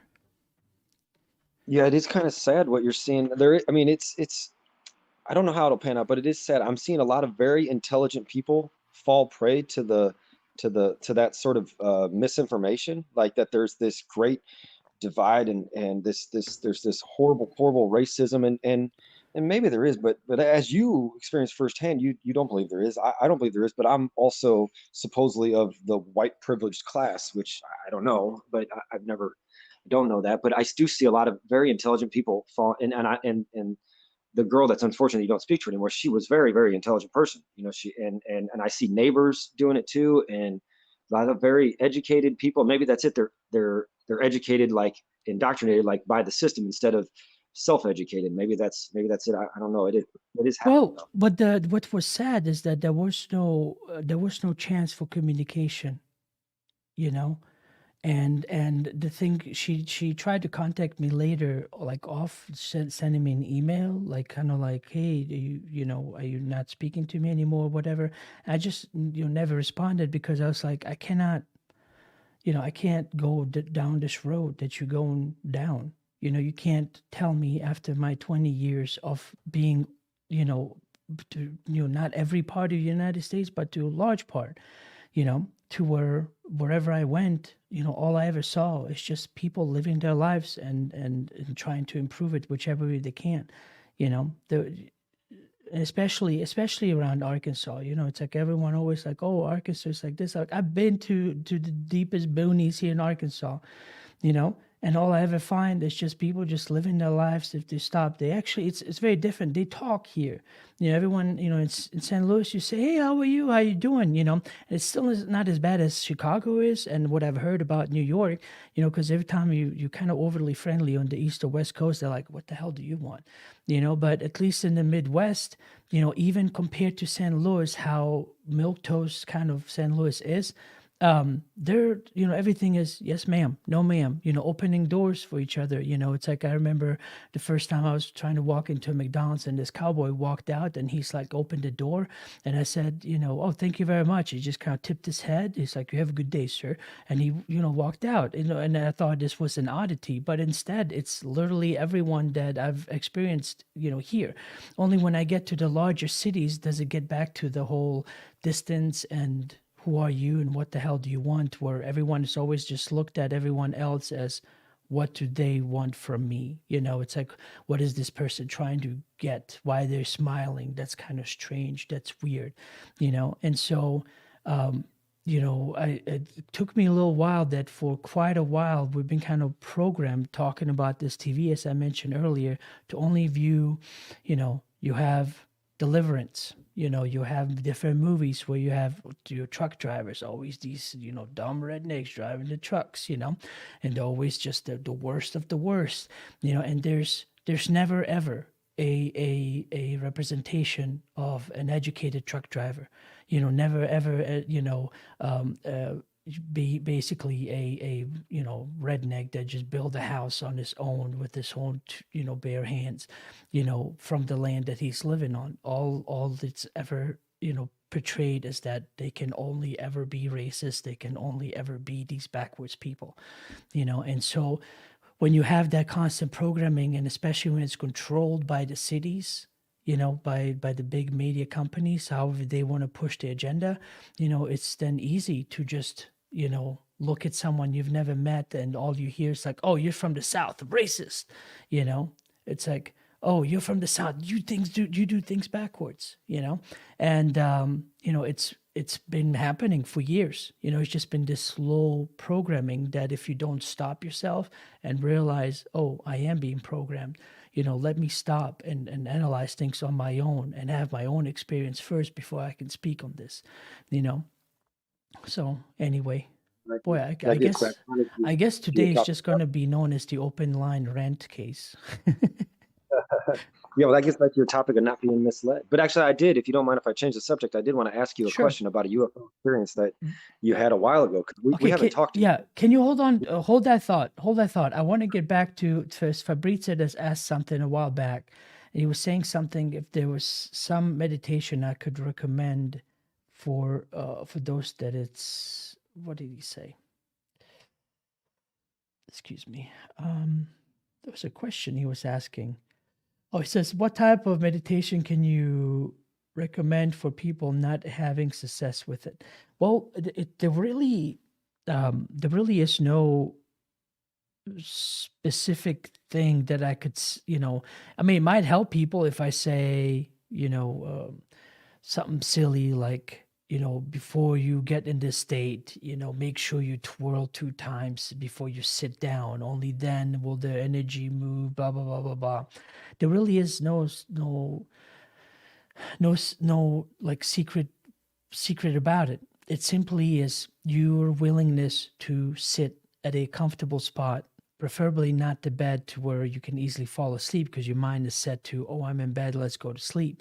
Like a comfortable chair. I used to have this larger chair where I could just actually sit down and kind of lean back on it and then cross my legs. And then I would just basically just sit there in this mode to where I would just stare at the darkness and just keep going and keep going. Sometimes half an hour will go by, nothing happens, but then slowly but surely that void that you see starts to expand. Like it becomes a, almost like this infinite space. And then you keep going to where so many times I caught my body falling asleep while I was still conscious, you know? And so when you just keep practicing it, depends on how willing you are to achieve what it is that you want to achieve, you will then slowly start receiving certain imagery that then would be your communication to kind of understand like, okay, I'm something's happening, what's happening, but it's still not going to be like a analytical thing. The meditation will simply take you to whatever it is that you need to start out with. So Fabrizio, I'm sorry to say that there isn't necessarily an easy way other than to just do whatever it is that you do. But sometimes meditation doesn't always just have to be sitting down. That's when you really want to absorb something or experience something. That's when I recommend you sitting down. But whether you're painting, a lot of times when I was working on my house and doing mudding and then later on, painting things over, that was a form of meditation where I would just start having this feeling that would come from within, and as I'm painting, the feeling would come in these weird ways to where I would have to verbalize it in my head, like I'm talking to myself.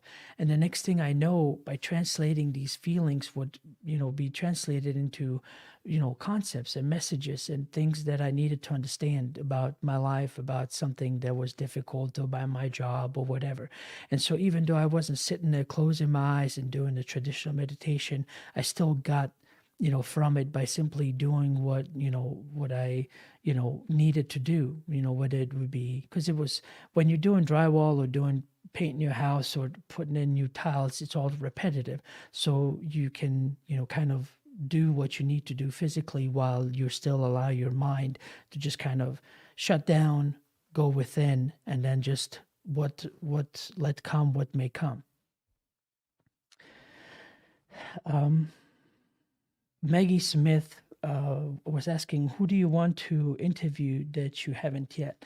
Um, Honestly, when it comes to these different interviews, I just try to get as much of a variety of people as I possibly can so that they are seen by others. And then hopefully by you watching it, maybe to come across a new piece of information that you might find useful.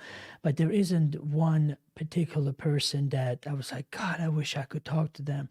Whoever I can get, whoever it is that it can benefit the overall channel by having a larger library of people with different understandings. That's what I'm basically striving for. There's not one particular person that I would just be like, I absolutely got to have them.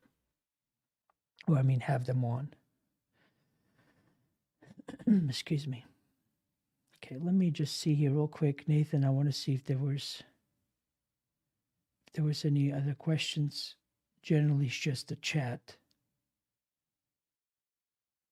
or I mean, everyone chatting. So I want to see if there's a specific question.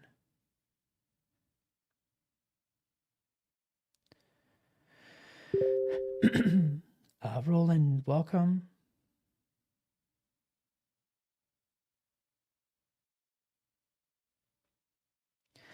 And yeah, whoever is still out there, if you would like to join me, Nathan just happened to be on, so we're just gonna keep chatting and exchanging ideas and doing what we do unless someone else joins. I saw someone else had joined earlier, but I don't know if if they were just wanting to listen. I couldn't tell if they had raised their hand because I was so into getting off my chest of what I was talking about.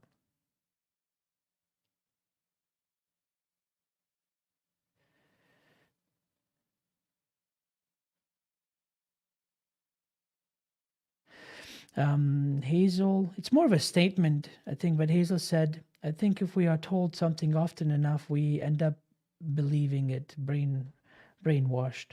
True. I mean, especially if you don't, if you're not your own personal fact checker, and you just only take in one narrative, then you're definitely not going to get the full picture.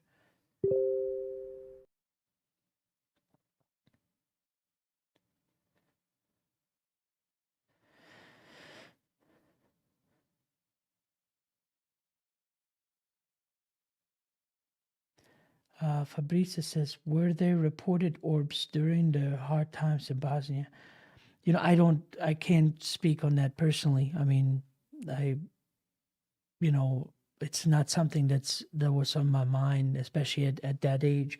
It was just mainly kind of like surviving. Run here, hide there. The military's there, so run the opposite way.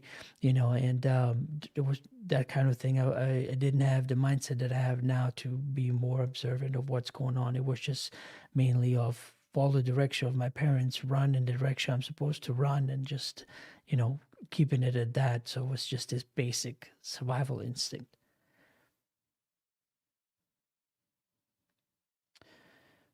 Okay, Nathan, I'm sorry. Thank you very much for holding that. I was just looking through and there were no more other questions. So continue with what you were going to ask. Okay. Yeah. So I was like we hadn't talked in a couple years, or probably at least 2 years, if not more. I'm not sure.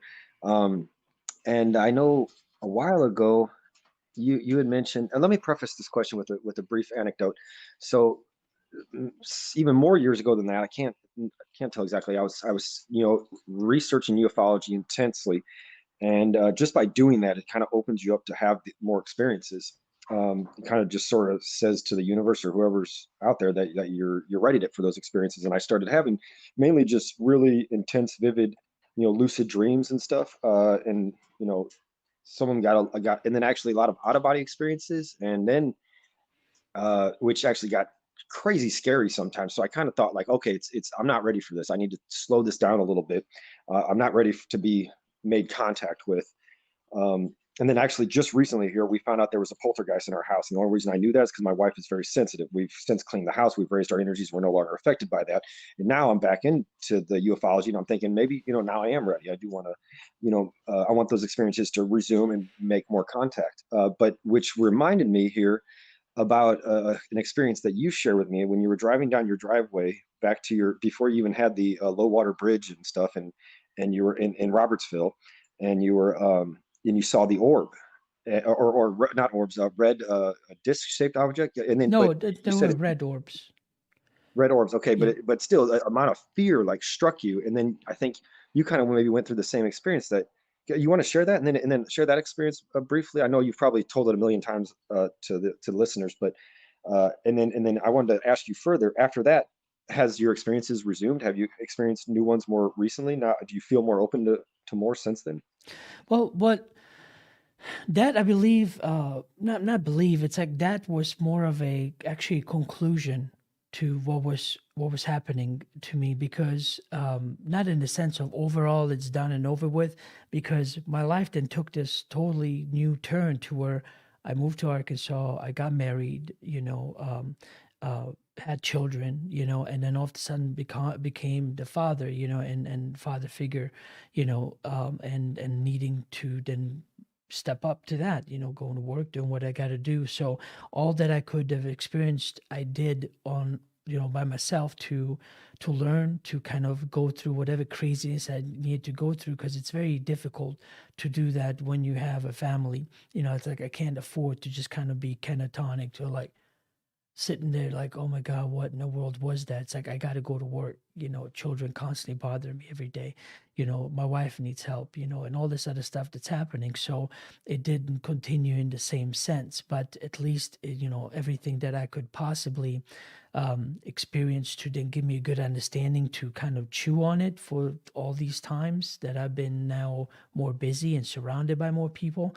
Um, the problem was generally although there was a physical um, visualization, and I could see it that it was in this reality, the energy of it was so vast that it basically it's if you are not on a certain level um, or progressed enough to where it creates that energy is perceived by your body as something dangerous, and it creates this paranoia, because there's this overwhelming paranoia to where you're trying to figure out what in the world is happening to me, and then start changing your environment to where all of a sudden this rock and everything else around you, it wasn't an illusion. It was an actual, like, it started to wave, you know, and so all these different things that go through you, and then your body gets into this mode to where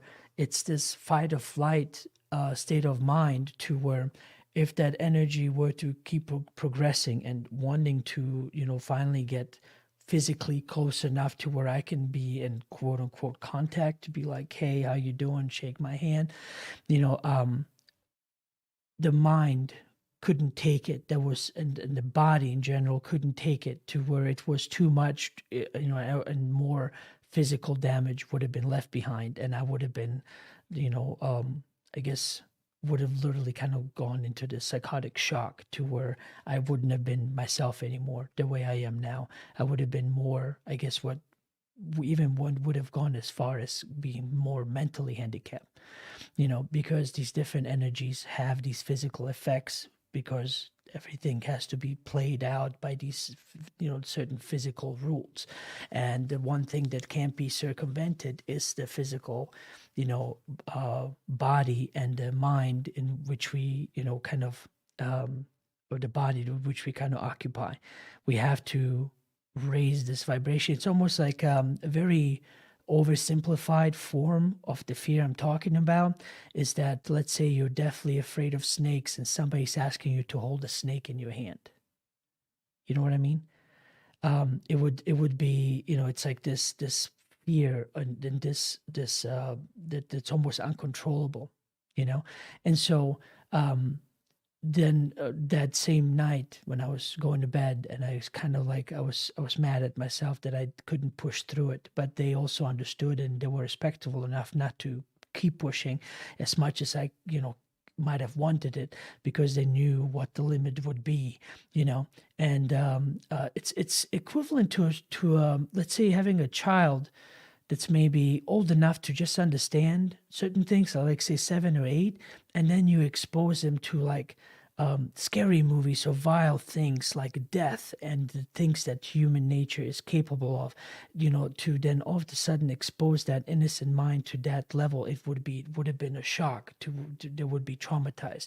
And so, not saying that there's something vile about the contact, but the feeling of it, the feeling of it is similar to that, to where it's so strong. You basically are being that fish, to where all of a sudden, like, you're realizing you're in water, you're realizing that there's also earth, and then you're realizing that this water is part of a planet. All these things that start expanding, and the mind just wants to shut down. That's why often I always, tell people it's a lot easier when you're trying to go to sleep or to meditation than to allow to whatever communication could happen to have a better understanding. But I was going to say, that night when I laid there and I basically was mad at myself and wanted to understand why didn't it go through the final phase. It basically, all I kind of got is this feeling that overcame me, and it was more of, if I had to put an imagery behind it, it was more like, you see, we tried and you see what happened, you know, and it kind of like, oh, okay, I get it, I understand now, because a lot of these people, they always say, I was abducted, like I lost track of time, and an hour went by, and I don't know what happened, and then they came back. A lot of times they always want to attribute it, and not that it's not possible, but they always want to attribute it to the aliens doing something nefarious and shutting down their memory. But it's in reality, your higher self like shuts down the body before it can, do more psychological damage. And the next thing you know, once that shift has occurred, once that physical adjustment has happened while you're under, it is possible for you to wake up, let's say, on their ships, because that by that time your vibration has changed. You're already on their level, and so now you can see more for who they are. But their environment is going to be weird because it's not your dimension. So it's going to have similarities to your dimension, but it's not quite it. And so, of course, they have their individual looks and they do whatever it is that they do, and but it's not uncommon to hear or to know that certain aliens can come down far enough to where we can perceive them physically here in our reality, and then we can interact with them more because now they've adjusted their energy and they're not kind of radiating it out all the time to where it does psychological damage to us. But those are few stories that I've heard. Usually it's always been the higher vibrating beings always would ask you to kind of do a little bit of your own work to just come up just enough to where then you can at least meet in the dream world. And Nathan, I hope that makes sense what I'm saying. Yeah, absolutely. Yeah.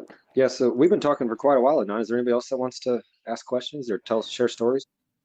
Well, I mean, there's Patrick. I don't know if he raises his hand. I know he wants to talk. Otherwise, he's probably just logged in to listen. But we have people watching and listening to us on YouTube on and off, and so even though it's just us three in the Telegram chat, there's a lot more people out there on the web. Gotcha. Yep. Yeah, yes. I was thinking that the reason why I wanted to ask that question is because, like I said, I feel like I think actually, so like that brings us back to our earlier point with that that these, or the point I was trying to make earlier, these tactics that the cabal are doing is actually having the reverse opposite effect, at least as far as I'm concerned. Like this whole pandemic thing, the way that we saw through it, like instantly, it almost gave me it like eliminated my fears of other things that I was holding on to. Because really, what other fears did I, before I sort of awoken and became less fearful? What other fears, like the UFOs maybe is one. They taught us when we were little kids with all the greatest blockbuster Hollywood movies that they're to be feared. The fear of authority, you get taught from when you're a little kid to obey, sit down, shut up, and fear authority. So all these things. So I think maybe it was something with that, with like the pandemic. Like it's so big, it's so obvious, it's so fake, and it's just I have no fear about it whatsoever. And then I guess maybe that almost sort of galvanized that sort of desire for that same when I first learned about 9/11 being something off about that's searching. And I guess that's why I kind of come full circle, and now I'm right back here whereas a few years, I don't know, actually it's quite a while. I kind of actually it's been at least 4 years, because I know I've been with my wife for 4 years now, and I know I kind of stopped that sort of searching this whole time, and I've only recently sort of gone back down that road. But now I feel like that those same experiences that I was having that did kind of scare me. And like I said, I think a lot of it, the things that were actually scaring me, were not the UFO encounter, not the experiences I was having regarding UFOs and extraterrestrials. It was we learned we had a poltergeist in my house, and I was doing these out of body experiences, and all of a sudden I'd be approached by this really dark, malevolent thing, and I just assumed, because at that same time I was like intensely studying ufology, I thought it was the same thing, and it just scared the crap out of me. So I just sort of went running in the other direction. I mean, not like physically, but I was just kind of like, well, I need to let's put the brakes on a little bit on this line of on where I was going there. But now I'm like full circle. Maybe that's another positive thing that might come out of this very seemingly negative thing, this pandemic and all the BS they're trying to spin and sell us. Is that, like, for me at least, it seems like it's kind of removed even other fears that I didn't even really know I had. Like that fears that I had adopted and took on before I was able to see through this stuff. And I can only just imagine what's next, what's to come. It just keeps getting better and better. Well, what the thing is, I think I said this before. A lot of people always say I don't watch the news. I'm not that into the news, and I just hardly watch it. I have better things to do. But yet then they act exactly as the news tells them to. And they don't see that. They don't see that as a maybe an internal contradiction that they would benefit them to look at. Because when it when it comes to a lot of the information that's out there, thankfully there's a lot of statistics that have been out there about all kinds of things. And as an example, I thought about doing this, but then I was like, it's too much for me to figure out with OBS and all this other stuff. To have like a live counter, live ticker of numbers just going up and up and up and up, and then separating them, and so make people wonder. And then just basically, by time the show has started and the time the show has ended, you'll see an increase in numbers. And then there would be, let's say, a number that has come in from people that have died in car accidents, you know? And if you watch those numbers, and you would have thought there's a pandemic happening of car accidents that we need to stop, because not everyone has been exposed to these different things in that way. They just look at the news as this benevolent source that, oh, they just want the best, for what's best for me, and they don't realize that they're basically being, fear mongered and trying to push and shove, certain things in certain ways. It was very interesting, a conversation I had with the lady. It's like I didn't really get too much into it. She was an older lady, and so I have, respect for my elders. So, if I don't get into it with them, I'm always very polite, and just when I realize I can't get to a certain point in the conversation with them, I just leave it at that. But this lady, she was so excited. She's like, "Wow, did you hear? We eradicated the flu." I was like, "Oh, really?" I knew what she was talking about, but I was just like, being conversational. She's like, "Yeah, you see what happened? We all just wore the mask, and the flu went away." And I'm just sitting there like, just being very polite. I was like, "Well, that's an interesting point." And then soon after, I was like, "Well, thanks for the conversation." I walked away. That's over 100+ years since we had the flu. There was no vaccine that could have been developed for it. They constantly have to change it because it mutates and evolves because the way our human bodies work. But what she was told by the news is that because majority of people were massive, it eradicated the flu. And I was like, hold on a minute. You can't tell me just overnight eradicated.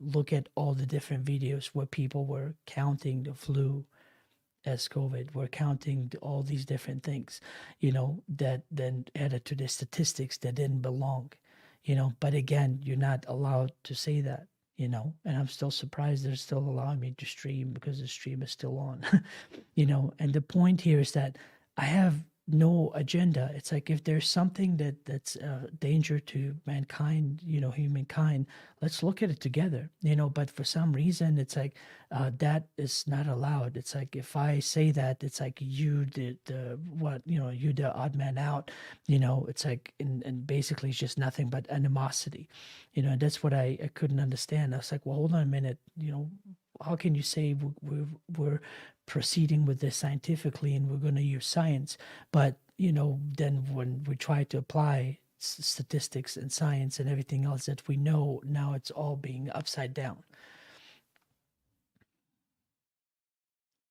Anyway, Nathan, are you still there?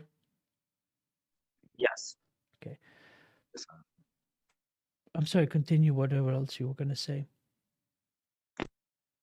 Oh, I think that was it. Okay. Yeah. So. Well, is there I can't seem to see any other questions in chat. If you have any, throw them out there. At least it's something that we could discuss. Nathan is online, and we're just chilling, talking, and I hope all of you watching are getting something out of it out there. And I guess we're just playing off of each other's ideas. He'll say something reminds me of something to talk about. I say something reminds him to talk about. So I guess if you want to just keep watching this exchange, you're more than welcome to. But yeah, if there's some questions that you would like to ask that we could maybe ponder about or address, just write it in the chat with the three little stars before you ask the question, so I know it's a question referring to me. So Nathan, have you been to any meetings at all? Or you said last time, I think you said you haven't in San Luis. Not to the ones that we were going to many years ago, but there's a whole different group of people getting together nowadays, mainly, instigated by all this craziness, and a lot of these people are brand spanking new, with their eyes just newly open to all this, I guess you call it like the greater reality, or just the deception, going on, and you can tell they're like so eager to share everything they learn, and it's wonderful. It's a really beautiful sight, and it's good to be there for these people. And there are these groups getting together. I've lost touch with a lot of the people that were part of those original groups, whatever 10 years ago or whatever that was. I did have a question for you. Not have talking about censorship and stuff like that, and we need to be careful what buzzwords we say. I assume I don't know how well the algorithm works for live streams. I'm guessing just as good. But have you personally been experiencing any of it recently? Because most of your information is so. I mean, most of your speakers and stuff like that are so. It's so beneficial. It's such a good message that humanity needs to hear right now. And but it's not like directly talking about the jab, or talking about the things that they're actively trying to censor and keep out of the out off. What do you call that? The narrative, they always call it, how to control the narrative. That's like the biggest threat to their whole charade is controlling the narrative, and this type of information threatens that. What has been your experience with UFO Hub and your different speakers? Have you gotten videos pulled? No, I mean, there's one on Richard Dolan that got demonetized. They wouldn't allow me to monetize it because I think he was talking about false flags.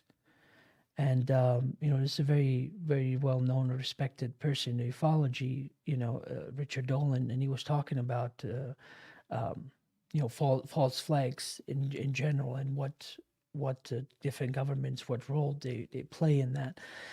And I guess that was too much for them. And there was also one that actually I wasn't even talking about 9/11. It was just a talk I gave at one of the St. Louis meetings. I have it online. It's called Spiritual Aspects of 9/11. And that's all the title is, because the rest of it is just kind of the spiritual messages that I've had. And they took that down because of the keyword, I guess 9/11 or something. And so they basically didn't allow me to monetize that part.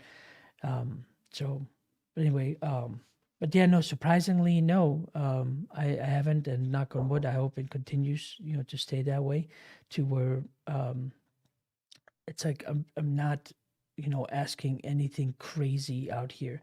If I'm, shining a light on something just so that it can be looked at, not to be, something that needs to be shut down or closed down. Nathan, I see Ramon Simler is wanting to talk, so I'm just gonna switch over to him, and stay put. If we can maybe chat later, otherwise I'm almost gonna switch over to Ramon. Okay, sounds good. All right, Nathan, thank you again.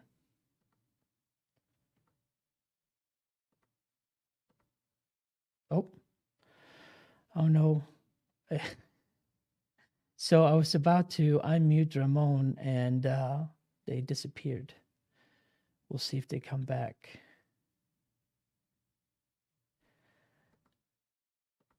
All right, Nathan, I got you unmuted again. I wanted to unmute their mic so they can start talking, and then they went away. I don't know if they changed their mind or what. That's okay. Yeah. They got disconnected. Right. Well, see, this, because the reason why I ask you about the meetings, because usually this was kind of how meetings would go at these different, I mean, you and I, we went there, remember, years ago, and then started going all around St. Louis, whichever one was, was there. And people would just discuss different things, and then ideas start flowing, going back and forth, and we'll discuss all kinds of things, but the only difference now is that it's just done in the open, where everybody could just, from the safety of their own room, just chime in, log in, and watch it without having to be in person talking to somebody. And I guess if they're still shy about it or not wanting to be known. Yeah, I should check. Do you remember, was it like meetup.com or something? How did you find those meetings originally? Like I could check. These people are, Do you remember? Okay, do you remember? God, it's been so long ago now. What was it, 2025? oh, I So think, 12 years ago now, remember? Lightbearer. I got, Lightbearer said, I think I met him at your house. And he said there's this contactee that has a meeting at a bowling alley. I was like, really? Here in St. Louis? remember. Yeah, and then we went to race meeting. Then from there, we learned that there's, MUFON meeting, that there's the Coasties meeting, that there's all these different meetings all over St. Louis throughout the month. And then we just started to go to majority of them. And sometimes I couldn't make all of them, but you know, the ones I could, I always enjoyed.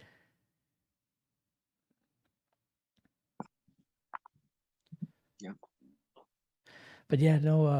Have you been in touch with anybody at all, or not? Not even that. So not just going to meetings, but you just not talking to any of them.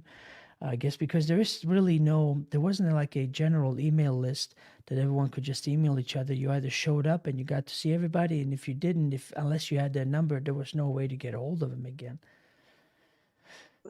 That's right. Yeah, Ron and Sally actually were the only ones that I still talk to, and Light Bear. I do see him periodically.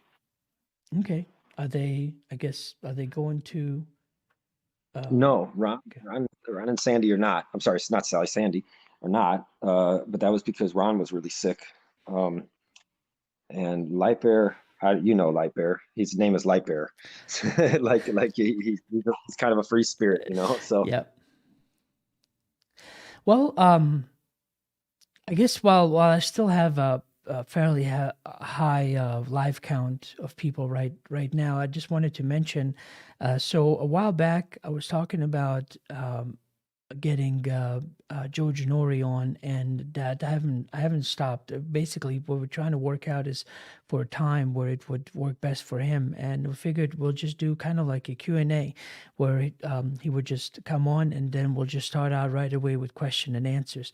For those of you that don't know, George Nori is the host of Coast to Coast AM right now, and he kind of took over for Art Bell in 2005 or so, or 2004, and so I don't know if you find that useful, whatever, but it'll give you a chance to potentially, to ask a question. Now, what I've been trying to figure out on my technical end is to have Skype and Telegram be able to talk to each other at the same time, streaming out to all of you watching, so that way when you do call in, you can directly ask the person I have on Skype the question you want to answer. I mean, you want to ask, and they can answer you back, and you hearing them.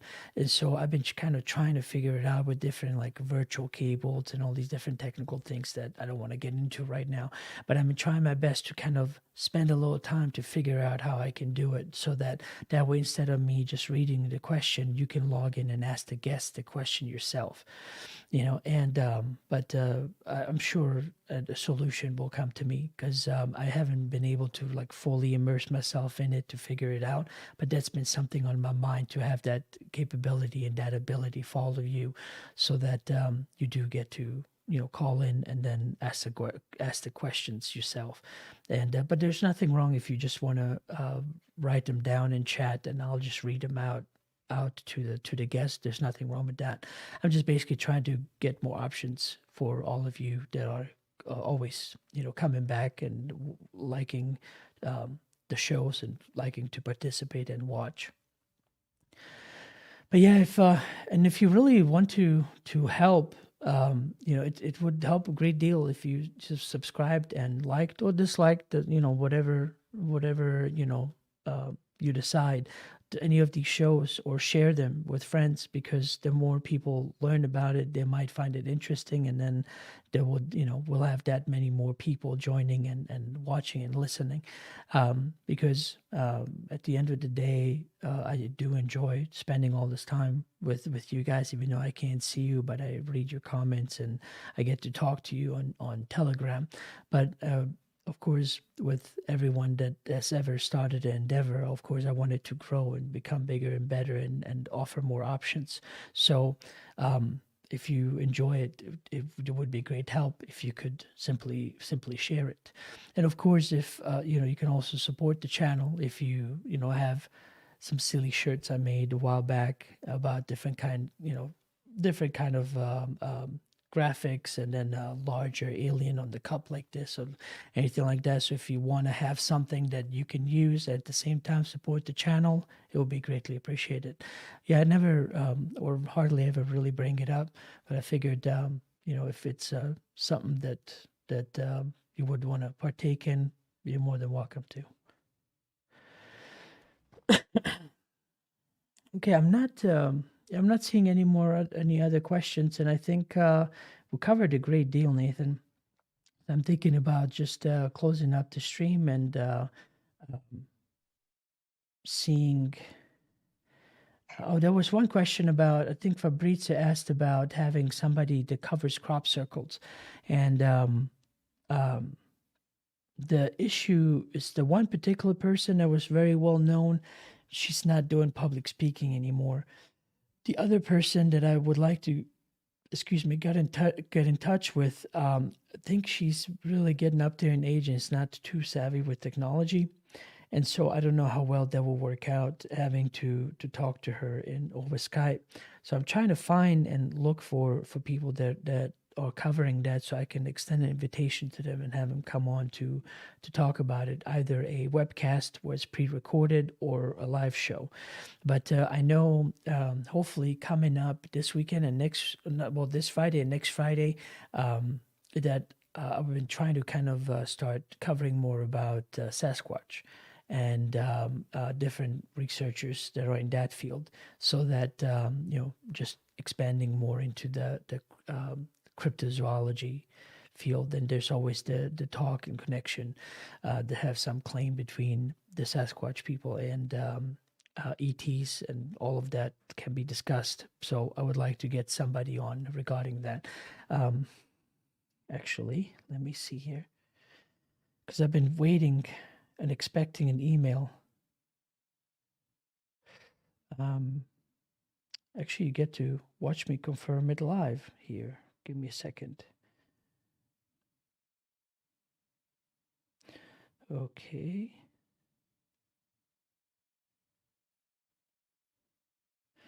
All right. It looks like I have a confirmed guest for Friday, if I'm not mistaken. Don't hold me to it. I will create a stream, but it's going to be Cindy Carter, and she also has, I believe, written some books and is researching Sasquatch. So it'll be exciting to see what she has to talk about and cover on Friday. It's usually on Friday at 7 p.m. Central Time. Open lines are always Wednesdays. And if I manage to get a webcast in, a pre-recorded interview, to do it sometime during that week and put it out there. But for now, with all the things going on, this is all I've been able to manage is Wednesday open lines, and Friday just a live show. And I'll just keep that going for sure. Hopefully I don't ever have to cancel Fridays, but I'm sure something might come up where I might have to. And I hope you're not going to hold that against me if that ever happens. Okay, well, Nathan, goodbye, my friend. I just want to officially say bye to you now, and thank you again for participating and talking to me. And everyone else watching, I thank you very much for being here. And I know the show has been a bit different than usual, but I promise we'll get back to our normal UFO talk as always. But then again, we're not limited. If there's something that you call about and are passionate about and would like to talk about, feel free to do so. So have a good day, have a good night, wherever you are. Thanks again for tuning in, and hopefully see you Friday at 7 p.m. Take care.